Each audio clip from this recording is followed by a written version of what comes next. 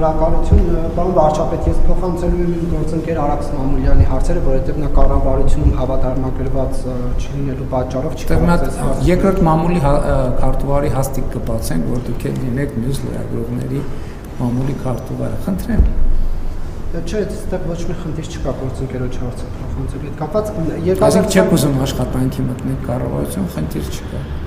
2025 թվականի հոկտեմբերի 1-ին ազգային ժողովում դուք հարց ու պատասխանի ժամանակ ընդդիմադիրներին ասել եք, եթե ամեն ինչ այդքան վատ է, հեղափոխություն արեք։ Հիմա խնդրում եմ ասել, հեղափոխություն անելու նպատակի իրագործման համար արդյոք թույլատրելի է ազգային ժողովում կամ այլ պետական հասարակական կառույցներում, փողոցներում, հասարակական վայրերում ծխարձակող միջոցների օգտագործումը, փողոցներն անժամկետ փակելը, ռադիոտուն կամ այլ հատուկ պահպանվող տարածք մուտք գործելը, երրորդ կետում նշված կառույցների դուռը կամ որևէ այլ գույք վնասելը խոստումով, որ հետագայում դրանք կվերանորոգվեն, դատարանների մուտքերն ու ելքերը արգելափակելը, այդպիսի կոչով հանդես գալը, որպեսզի դատավորները չկարողանան որոշումներ կայացնել, ազգային ժողովի շենքը շրջափակելը պատգամավորների ազատ ելումուտը խոչընդոտելով եւ ուսումնական հաստատություններում դասադուլների կազմակերպելը, ուսանողներին, աշակերտներին, քաղաքացիներին կոչ անելը դասի չգնալը։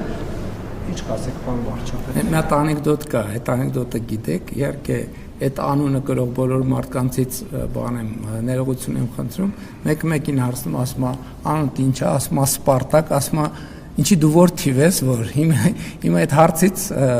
առաջին հարցը այդ որ թվի հարց ենք տալիս։ Ցանկացած բան, որը արտահայտում է ժողովրդի լեգիտիմ կամքը, թույլատրելի է։ Ցանկացած բան, որը արտահայտում է ժողովրդի լեգիտիմ կամքը, թույլատրելի է։ Ժողովրդի լեգիտիմ կամքը։ Այն ինչ որ չի արտահայտում ժողովրդի լեգիտիմ կամքը, անթույլատրելի է։ Այն ինչ որ արտահայտում է ժողովրդի լեգիտիմ կամքը, թույլատրելի է։ Այն ինչ որ չի արտահայտում ժողովրդի լեգիտիմ կամքը, չափվում է ժողովրդի լեգիտիմ կամքի արտահայտմամբ։ Ժողովրդի լեգիտիմ կամքը ինչպես է արտահայտվում։ Արտահայտվում է 50+1%-ով։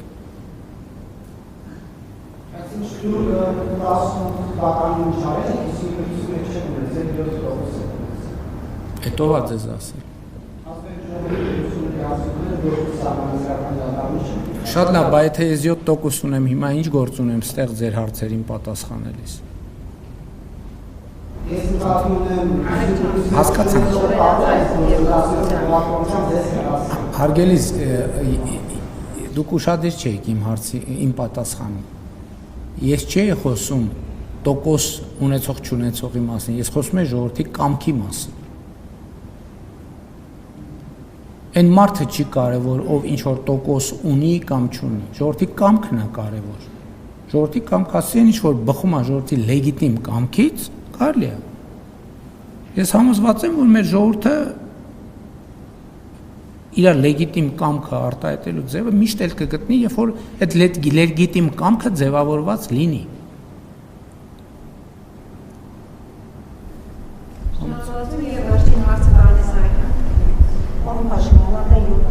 Հա, կներեք, եւ իմ այստեղ գտնվելը ժողովրդի լեգիտիմ կամքի արտահայտություն է։ Եթե ժողովրդի ուրիշ լեգիտիմ կամք ձևավորվի, ինքը անպայման կարտահայտվի։ Թեմաները 7 տարի շարունակ լսում ինչպես է ընդդիմությունը եւ իշխանությունը միմյանց փոխադարձաբար մեղադրում պետական դավաճանության մեջ եւ տպավորություն է ստեղծում, որ երկրում բոլորը գիտեն, որ կան այլ երկրի շահերը պաշտպանող անձինք, բայց ազգային անվտանգությունը անգործության է մատնված եւ որևէ արձագանք դրսեւորում այս հարցի չի ստանում։ Հասկանալի է, որ սա շարունակում է բաժանել հանրությանը սպիտակների եւ սևերի եւ ընդառաջ 26 թվականի ընտրությունների կարող է նաեւ արճակատման հանգեցնել։ Ինչ պիտի անենք այս առումով, արդյոք ազգային անվտանգության դիրքորոշումը եւ գործողությունները պիտի այլ բնույթ լինեն, քան այսօր մենք նկատում ենք։ Նախ կտրականապես համաձայն չեմ ձեր գնահատականի հետ, չի կարող արճակատման հանգեցնել եւ չի կարող լինել արճակատում։ Երկրորդը ես իմ կարծիքը ասել եմ, իմ կարծիքով 2026 թվականի ընտրությունները խորհրդարանական պետքա լինեն հետևյալի դրսևորումը նախորդող շրջանի այն քաղաքական էլիտայի բոլոր ներկայացուցիչները, ովքեր Հայաստանը առաջնորդել են եւ տարել են դեպի թակարդ եւ պահել են թակարդում, այդ ընտրությունների արդյունքում բոլորը պետքա դուրս մղվեն եւ այլևս քաղաքական դաշտում տեղ չունենան։ Սա իմ կարծիքն է եւ ես համոզված եմ, որ այդպես էլ տեղի կունենա, որովհետեւ այո, ես էլ գիտեմ, մարդկանց հետ շփվում եմ, մարդիկ արդեն զզվել են այդ նախկին ներկա, չգիտեմ, բանից բանավեճերից, քննարկումներից եւ մենք էլ չեմ ասում, որ այդ խոսակցությունները ցավոք հաճախ դուրս են գալիս քաղաքական բարեկրթության տրամաբանությունից եւ մենք նաեւ կուսակցության ֆորմատով ենք քննարկում ունենում, որ մենք պետք է այնուամենայնիվ արդեն դուրս գանք այս տրամաբանությունից եւ քաղաքական կյանքի